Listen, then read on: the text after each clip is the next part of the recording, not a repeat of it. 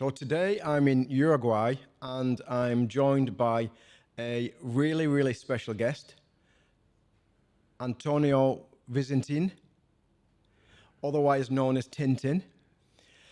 And for any of you that have seen the movie Society of the Snow or the previous movie Alive, or maybe you've read the book Alive, it's an incredible story of tragedy, and it's also a story where miracles happened.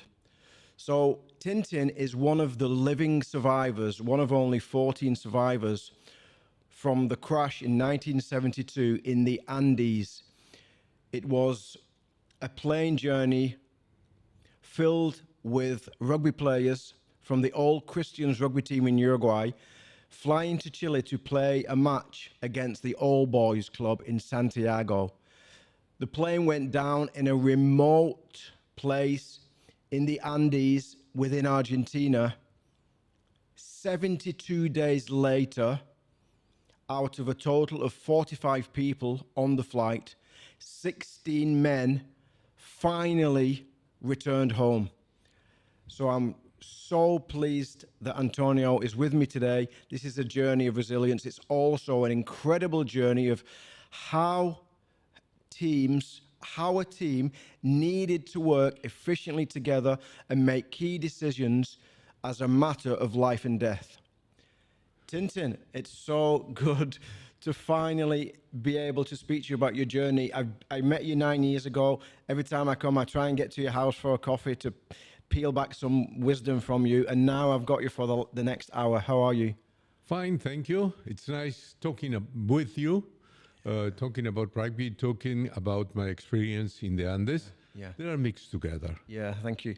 And I'm sure you've told the story 1,000 times, but I also believe a lot of people will listen to this podcast and they may have watched the movie, but they've not heard your story. They've not heard a real story of a real survivor that went through that ordeal over 72 days. Yes, it was. Well, I was 19 years old at that time. Big difference. But as you say, the team worked very well. This is not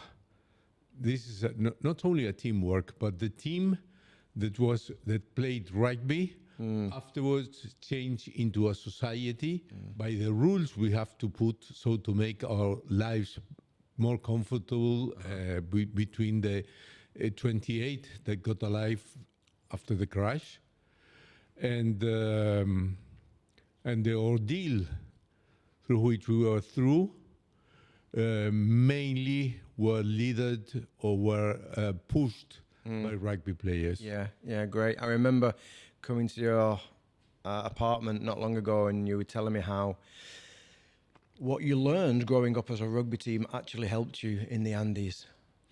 Yes, certainly. We learned it at school when we learned it playing rugby.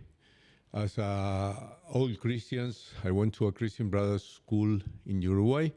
And we learned rugby. They told us, the brothers, they came to Uruguay to teach us religion and rugby. So no football at all. And we learned rugby and we learned teamwork, but they didn't told us that we were learning teamwork. We learned it playing. Yeah. And then we learned about sacrifice, about discipline.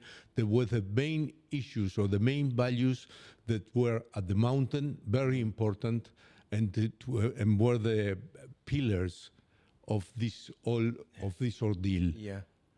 Okay, let's see if we can walk our viewers through the journey. So you're on the plane, you're 19 years of age, you're with your mates, you're going to play a rugby match, you love rugby as you still do, and all of a sudden the flight gets caught in bad weather, it goes off track and you crash in the Andes.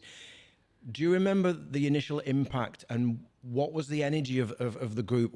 Was it chaos? Was it panic? What was going on in that first hour after the crash? Well, yes, it was a big chaos. It was not panic, but it was a big chaos. And then appeared our captain, Marcelo Pérez del Castillo, that he started giving orders and the team started working. help him that he's bleeding, or help him he's injured. Yeah. Take this boy away, he's dead. Okay. And in that big house, our captain was very important.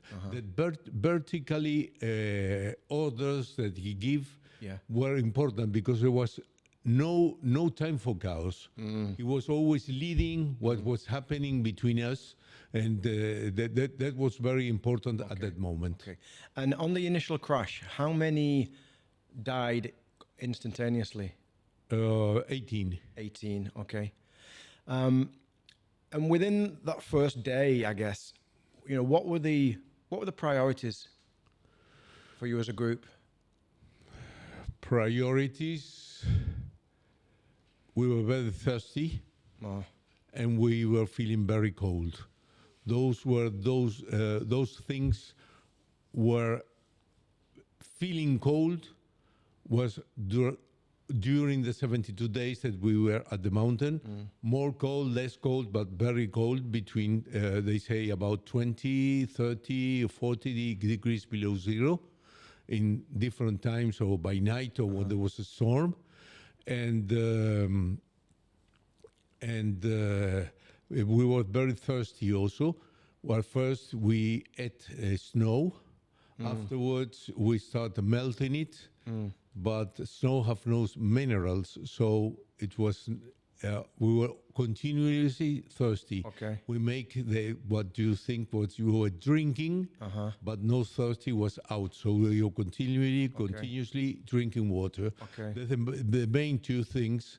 And afterwards, we managed to close the hole that there was in the plane, so to not be so cold by night when we were sleeping.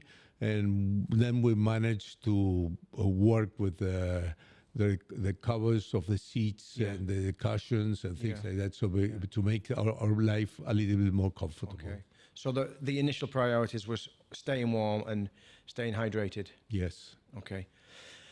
Well, helping the people that were injured, also Okay. put them in places that nobody will touch them, or they will be more comfortable at that time. And how was it when? So you realized that it was freezing, but you could at least stay warm to a degree, and you had something to drink. But how was it for you when more people started to die? What was? I mean, you're one of the youngest at the time. What was going on for you in your mindset? I think that we blocked what was our feelings.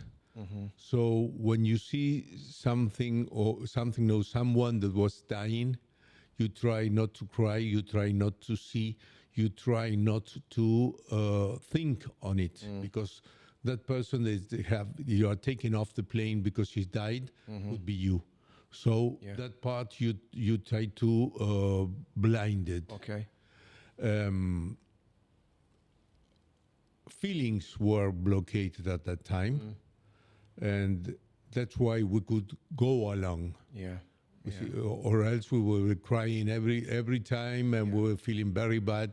We try at some moment, as we have our background, our religious Catholic background, that we're going through a purgatory, that boys that were good were the ones that were dying, and we that were the bad, we have to continue suffering until we died. Okay. That was how we tried to understand what was happening to us at that moment. Wow. Okay. Okay. So some of your other friends are dying, people that you've known for a while, but as a matter of survival, keeping your attention on task, fighting to live, you know, there were times when you had to just block the feelings out and just get on with everything and take care of people and maintain your needs at the time. It happens to me when I was sleeping or ready to sleep, that I destroyed myself. Destroyed in the sense that I get a bath of reality, And he say, it's impossible to go out of this mountain. It's all covered by snow. It's very, very cold. It's impossible. And then the next day when I awake, I was going to fight, and not to surrender, and continue fighting until we get away out of the mountain. Okay. So your days were sometimes polarized. In the daytime, you were just fighting. In the nighttime, Reality came back and tells you're not going. And with reality. Yes.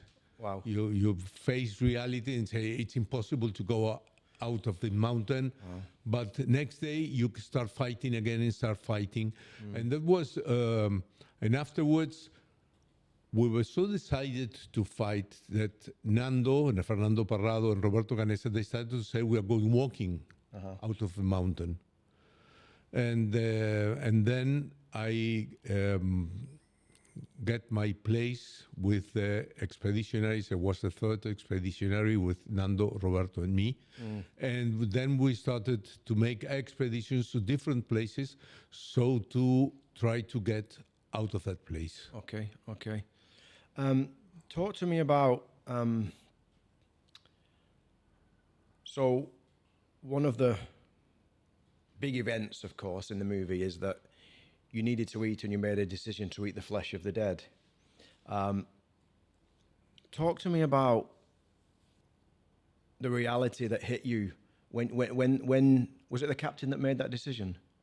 The captain and the older guys. Talk to me about that time where you realized you'd run out of provisions, there was no more food, zero food, and the only way of living and giving yourself a chance was to eat the flesh. Talk to me about that decision and what was going on in the minds of you all then. Well, we had heard at that moment, at the 7th day, that the rescue will not be coming. They were searching for our bodies in December. This was in October. So the rescue was finished. Wow. The search was finished. Wow. So that was a big punch that we got. Sorry to interrupt you. Was that also the time when, I don't know if it was the captain, he made a statement saying, we've got good news. Nobody's coming to rescue us. We have to rescue ourselves. Was that the same time? Yes, at the same time. Yes, Okay. That's right. We heard on the radio that the searching was finished, and one of the boys entered the plane and say, "I have two news to give you. One good and one bad." Well, what's the bad? The bad is the search had been finished, and what's the good? We are going walking from this place. Yeah. Okay. It So. was absolutely crazy at that moment because it was Main winter, snow, 4,000 feet high. It was incredible. Yeah. At that moment, we had what you could say your small nail of biscuit or perhaps a chocolate that you put it in your mouth and it's melted, and we drink a little lid of Like a bottle top, was it? bottle top. Yes, Yeah. right. Yeah. A bottle top of Coke, wine, whiskey, things like that. We were 28 at that moment. Yeah. So this was the only thing. And one night they came and said, well, we cannot continue eating these little pieces. We will all be dead. So the idea is to get energy from the flesh of the people who had died. And that was awful to hear it. Yeah. Why? Because they were telling you we are going to eat people that were our fellow companions at school for 12 years. The boys who have been training with us last week. Yeah. And we were also going over a social taboo, a religious taboo, and it was not so easy. But all the circumstances was like push us to take that decision. Okay. And at first we were shocked. Afterwards, we say this is between death and life. Yeah. You can choose. Yeah. And with 19 years, we choose life. Okay. And we make also a deal between the 28 that were there, Yeah. that the ones that were alive must remain alive, eating the people that died. So it was a main ordeal, or you could say a main decision Yes. with all of us. We were all in it. Team decision. Team decision, that's right. Okay. Because afterwards, it make it easy also for the fathers, for the boys that didn't came, to understand what happens at that moment. Okay. And when you ate the flesh, could you feel a difference? Did you feel some energy?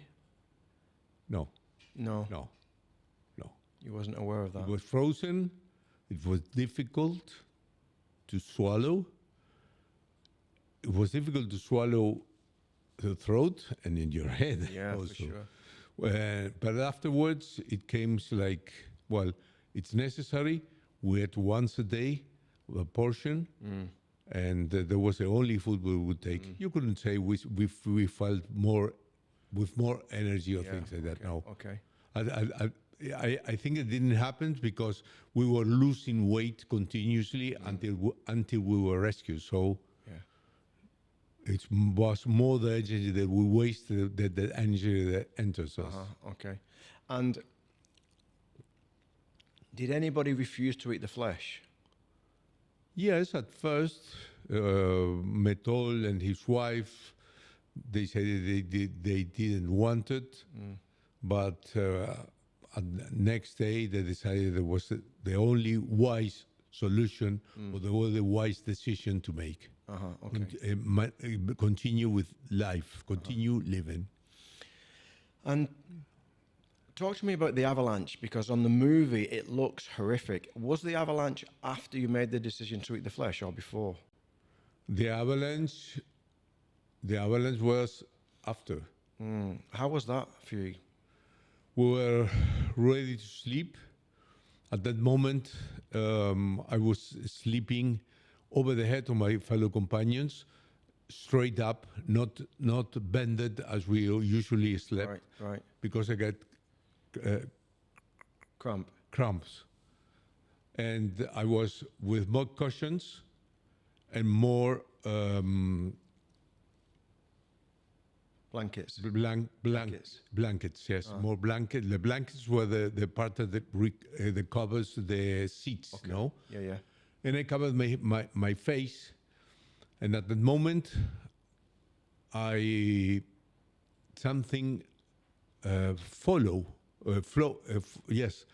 something appears on my head, and I touch, and it was snow, and I say, "Who's playing with snow?"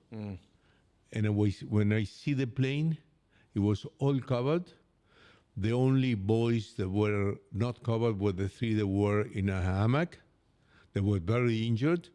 I remember that they made no sound. They only watched me.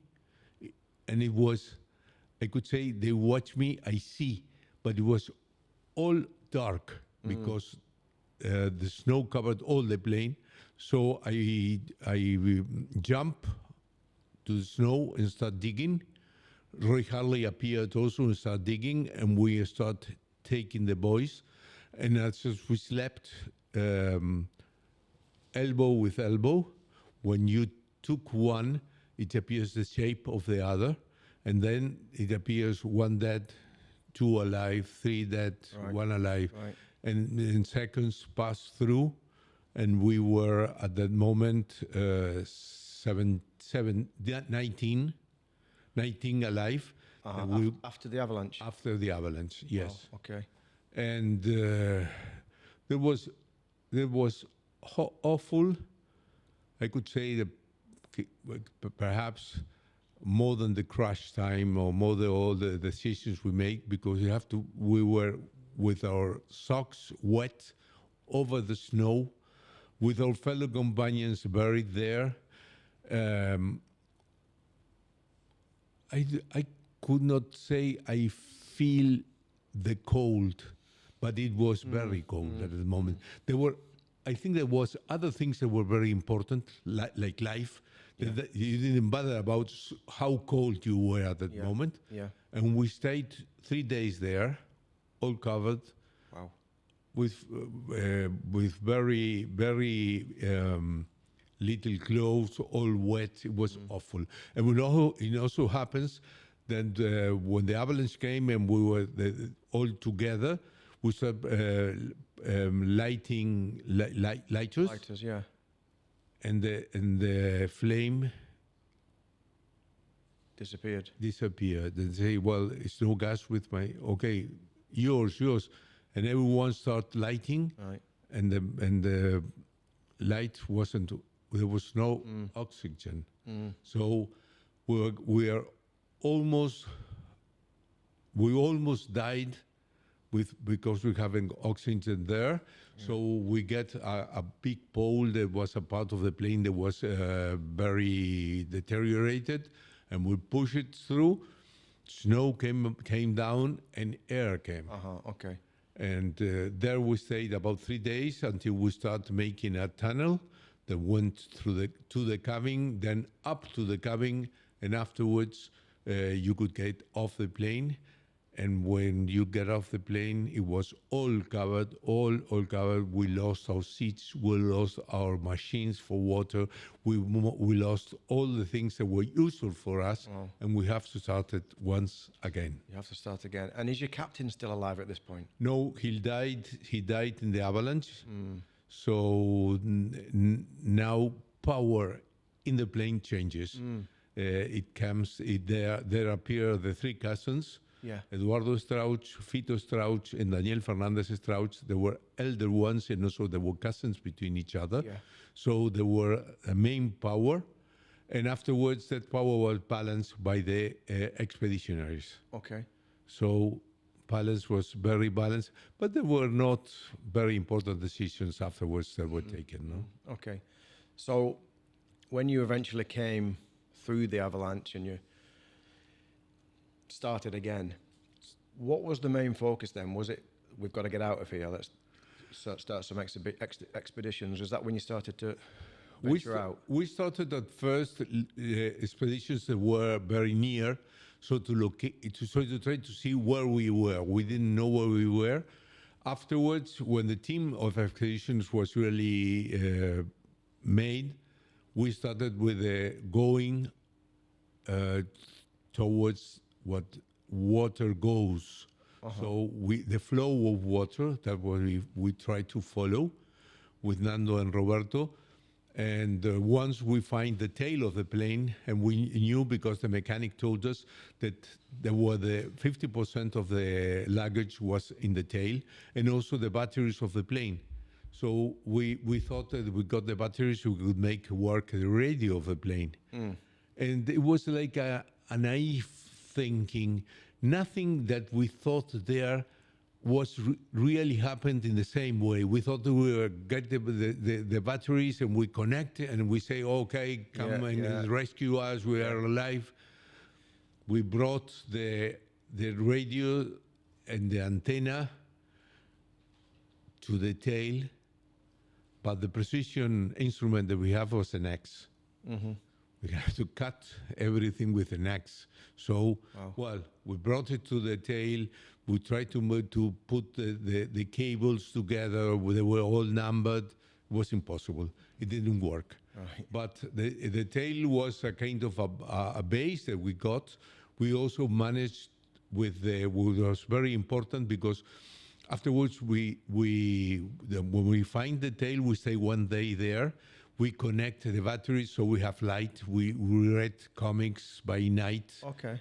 But it was a very comfortable place. We light the three of us together, and it was nice to be there. But we have to continue our expedition. So next day we continue all day walking, going down, down, down, and we start to find some holes in the snow, and they were very deep. And when you see it, you see a little flow of water, and we get a little bit afraid because until that moment we never saw that kind of deep. That drop. Yes. And night came, we have to sleep. So we get some snow away from the earth, but we didn't know there was the earth was also frozen. Right. So we slept there. It was impossible to sleep. We burned some books that we brought with us, and when the first lights appeared, we went to the tail, and we stayed all day sleeping. We were very tired, and luckily we didn't slept because we would be frozen in the place, no. And there we managed to get some covers, a kind of synthetic cloth that covered the air conditioner of the plane. There was very no water cannot penetrate it, and cold neither. So with that material, afterwards we decided to make a sleeping bag. Wow. And that was the only thing that we thought, because all that happens in the plane was not luck, we thought what we're going to do, what will be the results, what will happen, and there were a kind of logistic, strategic. We thought everything that we make that happens there. Yeah. Yeah. And the only thing that we were not thinking about, sleeping by night. And that that sleeping bag was very important in the story, because when it was finished, we could sleep by night and not get frozen sleeping there. So that was to continue day by day with the sleeping bag, and that's what happens really in the last expedition. Okay. Tell me a bit more about the expeditions. Did it seem like a fruitless exercise? What was the hope like? What was going on for you? Well, for us it was, we were looking for a place that would take us out of the mountain. We were thinking always in what will happen and what will we see after that rock, or what at that elevation. And we were always making exercise. So we were walking down, walking up, going from one place to another. We got our minds much different from the boys that stayed at the fuselage of the plane, because what they lived there was very monotonous. Every day was the same. Yeah. They take off the bags, they went off the plane, they make water, they eat, they came back to the plane, they close, and the atmosphere was very heavy. Right. So for us, it was different. We have a different challenge. We have different views of things, and we were always in a positive way, you could say. Okay, moving towards something. Yes. Okay. And talk to me about the time when you saw potential life. You know, when I watched the movie, the time when you saw the farmer, was it? Well, I didn't arrive with Roberto and Nando to the farmer. Who was it who found the farmer? Roberto and Nando. Yeah.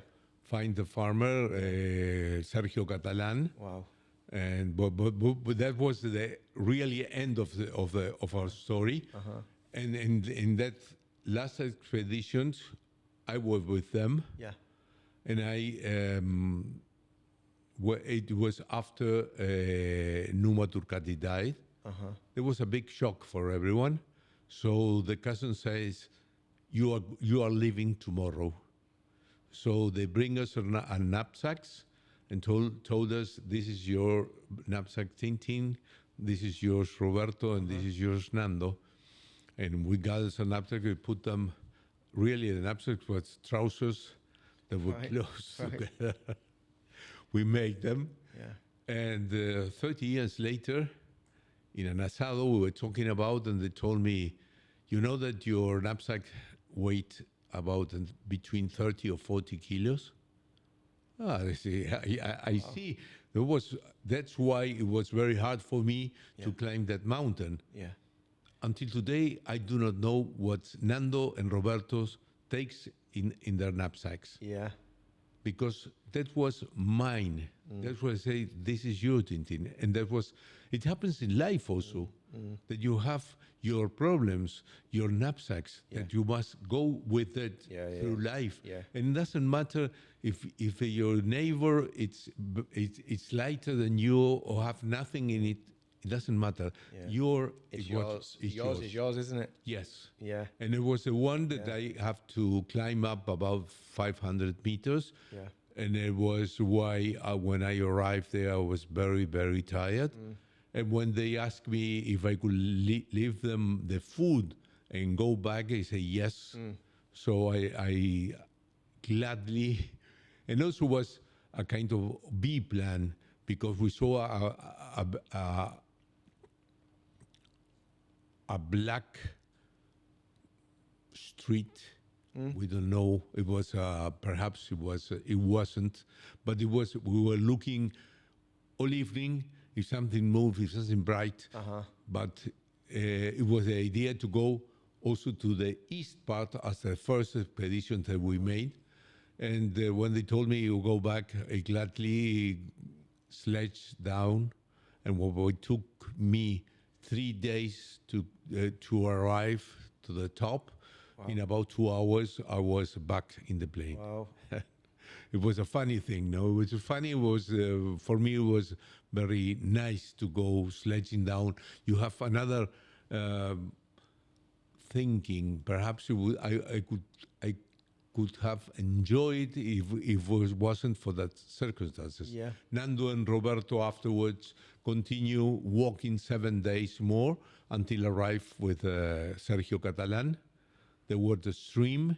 There was a stream where snow melted, so it's very hard, lots of rocks and very cold, and they could not go across. And they saw him in the other part of the river with a horse, and he afterwards told us he thought there were a couple that were playing, because they start running and one fall and one give him the hand and pull him up. Wow. And they say they're playing. And afterwards, when they arrived to the edge of the river, he told them, I'm coming tomorrow.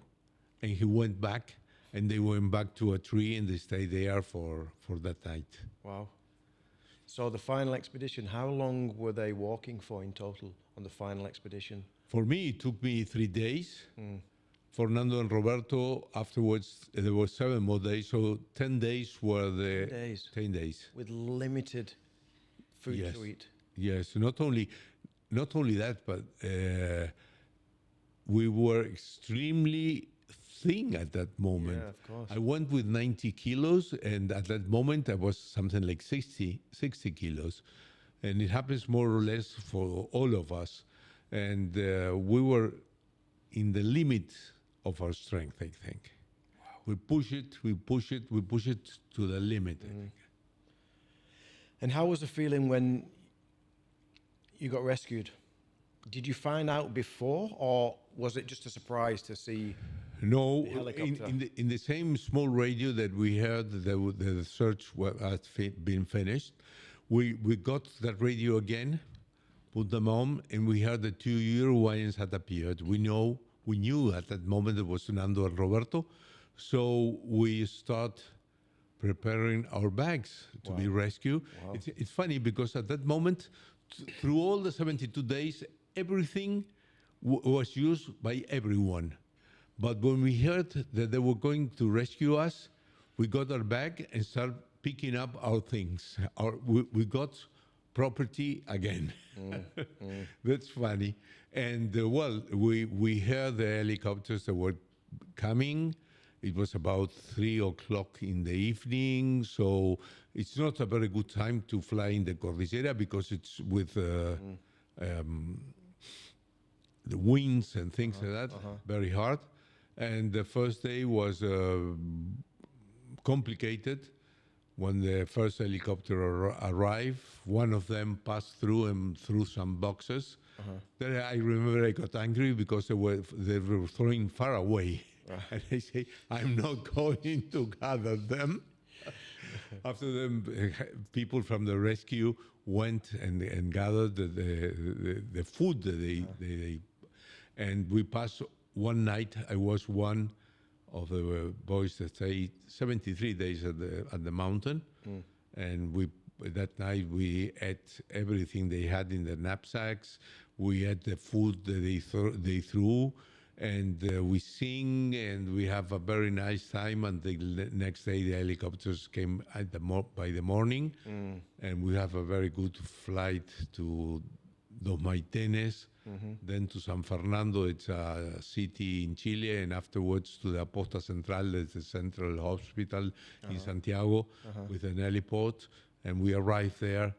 An amazing thing was when we arrived, everyone was clapping, was cheering, and we look each other and say, what happened? Yeah, I can imagine. Why is all these people here? Yeah. What have we done? We didn't understand. And afterwards, through the window, they say, I'm from London BBC, I'm from Paris Match. You couldn't believe it. Say, what's happening here? The only thing that we have preserved our lives and want to be back home with our fathers, mothers, and brothers. Yeah. And how was that when you got home eventually to your family? It was very nice because I went again to my room. I went again to my smells. Went again to my father, mother, see them again. That at that moment, that was very macho. I told them, okay, I see you on Thursday. No? And afterwards, I blamed myself. Don't give them a kiss. Don't say to them, I love you. I will be back on Thursday. And you get guilty because you didn't told them what you really feel for them. And how could they know that you love them if you don't say it? Yeah. So I could say them, have the lucky possibility to say them, I love you, and big hug with them, big kisses, and was a very, very, very nice. So you left your ego in the Andes. Yes, certainly. No, that was one of the things that I learned in the Andes, no? That you must express your feelings, how you are feeling, especially to your father, to people who you love, because we always think that we are forever, and we are not forever. Perhaps in a moment, perhaps in a day, you won't see them anymore, and you didn't told them what you really feel. Yeah. So you've returned home. You've reconnected with your beloved family on a nice deep level. I'm imagining that there was some challenges for you when you got back. The integration. Did you have any challenges going back into everyday life? And well, that was I say that my father have a wise decision, because we went back to Montevideo on the 28th of December, and I remember that evening that we taking a soup, and when I look around the table, it was first row, second row, third row, lots of people, and I was drinking my soup and watching. And my father told me, on the 13th we are going to a seaside resort about 300 kilometers from Montevideo. And he said, no, you can take me there. There's no people there. This is great. Yeah. I was starting to be feeling different, no? Okay. He said, no, this is not a discussion. We are going. And he took me back, and it's a very small little town. Yeah. And I say hello to 10 or 20 of them. And from that moment, there was one more. And I stayed to December to March. In March, I started university again. Okay. And life was quite like all, Okay. with ups and downs. Yeah. So teamwork. This is a beautiful story of teamwork, and I know that you do a lot of talks to different teams, and so When you're talking to a team and they ask you, hey, how did you work as a team? Why did you survive? You know, how did you manage to get out of 4,000 meters in the middle of the Andes and eventually come back to normality over 72 days? Like, how did you not die? How did you survive? How did you create this miracle? Like, what was it about the team that worked together to really achieve this miracle of survival? The main thing is that all that were at the mountain give the 100% they have to give. And what does it mean? There were people that make water during 72 days. Other clean the plane. Other be aware of blankets so they were not humid or they were not wet by night. Others were the expeditionary team. We were the legs of the people that stayed at the plane. Yeah. And also they make a big sacrifice because they give us better conditions. We could choose the place and we could sleep. We have double ration of food. We're exonerated of working, and we could ask you for your clothes or for your shoes, and they give it to you, and they say everything we're willing to sacrifice so to give you good conditions. But the main thing is they all did the best they could. They give their 100% they have to the team, and it's also they were giving to the team. They were not asking the team to the team. You have to be a little bit. You beware yourself should to be in good conditions to give to the other people. Yeah. So, and we couldn't say we knew how we work. Nobody press a button and say now we are going to do teamwork. Yeah. But teamwork is also based on discipline and sacrifice. I think that those are the main virtues or the main qualities of what happens there. Yeah. Sacrifice and discipline. Yeah. Discipline was in the chaos. It was very important what Marcelo made, and after what Marcelo ordered, and how the team worked. Afterwards, when Marcelo died, with the cousins and with the expeditionaries, we were all universitaries. Yeah. You could say, no, I have a different idea. We are not following what you want. We'll be discussing until today. And we have the humility also to say, that's a good idea. We push all together with that idea. Yeah. So that's why the story is very, very heavy. Yeah. But what it happens, discipline, sacrifice, humility, no, from each of one. And appears the human part, the nice human part of each of us. Yeah. Instead of the wild part, the friendship, the love, those things that were the important parts. Because it also happens that when we are at the mountain, your mask was thrown away. Yeah. At first, you have your mask. My name is. I live. My father I have a car. There in the mountains, no value for that. What was value was your person. So your mask was turned out, and we were pure between each other. Yeah. So that was very important. So your mask was ripped off by nature, and you were just revealed as your authentic selves, or more of your authentic selves. It was, I don't know, it was by nature, but it was unnecessary, your mask. Yeah. You need to show yourself as you were, Yeah. because nothing that happens here in the city could help you there. So we need you pure. We need you as you are, Yeah. not as you think that you are or as you show. Yeah, fascinating. What role did I mean, look, everybody perceives it different, but you mentioned the word love, but also religion, spirituality. What role did that play out in over the 72 days? You know, God connecting to something greater than yourself, removing the ego, trusting that something divine would bring you through. Did that play a role? For some, it played a very important role. For me, I was very angry with God.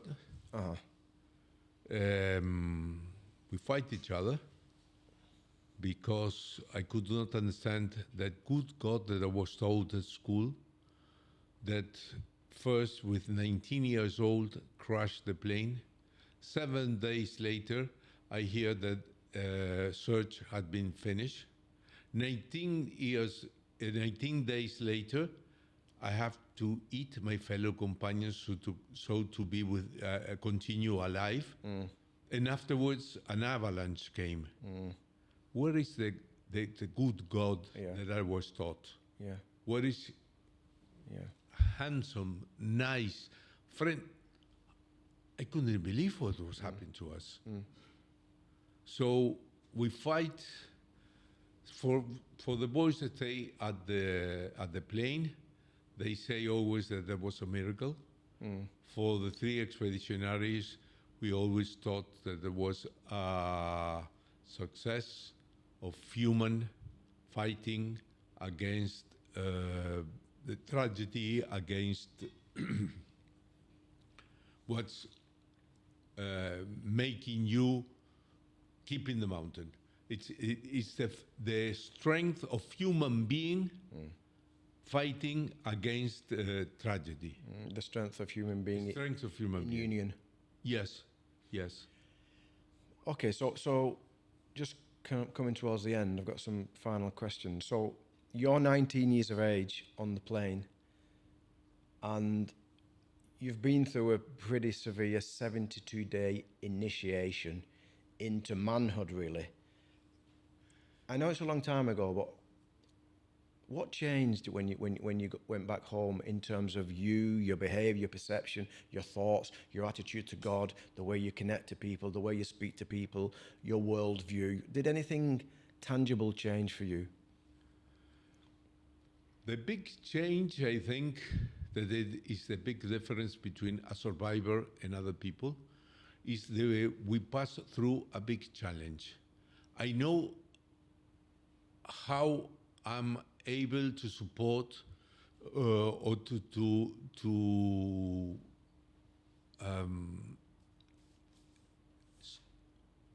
cold, to feel very bad. I know my limit. Yeah. I know how much I can feel and how much I can. So your window of tolerance expanded. Yes, that's right. Expanded and get you to the top of it. So that's the difference. We passed through a test. Yeah. And I think that we learn that human being had a very hard strength inside. And we do not take the time to look inside. Look inside is not looking.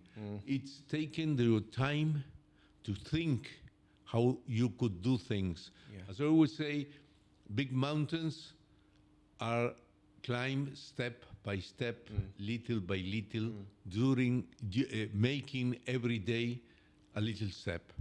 And that's part of the human being, of the strength, our will. Our will is something tremendous, something very great that we have inside.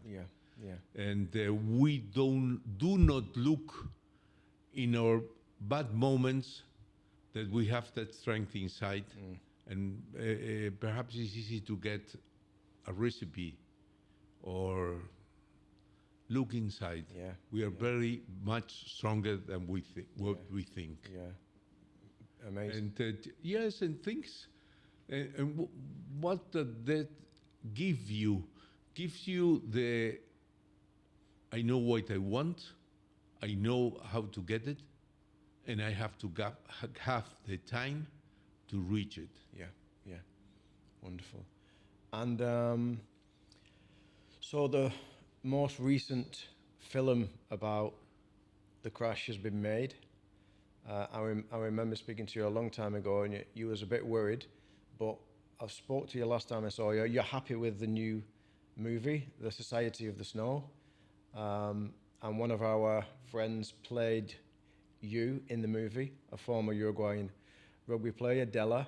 And Agustín de la yeah, Corte. yeah. Yes. And I remember speaking to you last time I was in Uruguay doing some work with a rugby team, and you were telling me that after this movie, all of a sudden, there's been an explosion again, and you're sought after. People want to hear the story. You've done a lot of interviews, podcasts, time in Chile. How's that been for you? It has been very, very shaky, very movie in the sense of we have to move. It moves inside you. Yeah. Lot of conference. People wants to hear what you pass through to tell you the story, and you could say, yes. What happens? The people that got through the Andes are still alive. You could ask them questions. They could tell you what they feel. Yeah. That's the main part. Yeah. And you could also ask them questions. And it happens that lots of people about 12, 13, 14, 15, 16 years that haven't appeared before in for example, in the film My Life, now with the Snow Society appeared. And they want to hear the story, they make questions about it. They are very curious with that matter. Yes, It must be nice for you seeing a younger audience appear. Yes, it's nice because I think they need to be. They are looking for limits. Yeah. And this is a story of limits, of how the human being fights for the limits. So my final question is, how old are you now, Tintin? I will be 71 in July in this month. You were 71 in July. So what's important for you now moving into the next stage of your life? Like where's your energy going? You know, who do you spend your time with? What you're looking forward to? Main energy is with family, wife, sons, nietos, grandsons. Yeah. Especially they play rugby, but it doesn't matter if they play rugby. My granddaughter plays hockey, and I like it very much. Yeah. You know what is to lose your family, so now you want to be in your family. When you need, what happens? You, in the big trouble, you always go to the closest part of your family, of your little family. And that's what I learned from the Andes also. In the bad moments, you get into what the little part of your family, you know? And I think that is very important. It is the things that give you happiness now. Yeah. Little work, supervising things, but the main thing I think it's family, Beautiful. and also seeing some rugby, making some training. It's funny, but I haven't. I left playing, but then I not left training. No, because every time I come here, you're always in that gym. Yes. I think that's good for my age to be, more or less in conditions. Yeah, great. Not for playing, but for living. Yeah. Well, I'm really thankful to you for allowing me to ask you some questions today. It's a wonderful story, and I love being around you. Your energy is one of love and kindness, and so thank you so much for being on the podcast. It has been a pleasure talking to you, being with you, and for you, and nice questions you make also. And I'd also like to take this moment to thank the world of rugby, you know, because if it wasn't for the world of rugby and the sport of rugby, I wouldn't have the chance to come to your amazing country, and I would have never have met you. So I'd like to thank rugby for that as well. Yes, I also thank rugby that was make it possible to met together. Yeah. And in the back part, this is a rugby story. Yeah, great. Well, I hope you take inspiration from Tintin's story. And please, if you've not watched it, go to Netflix and watch Society of the Snow. It's an incredible story and a very, very accurate story of the 72-day ordeal in the Andes.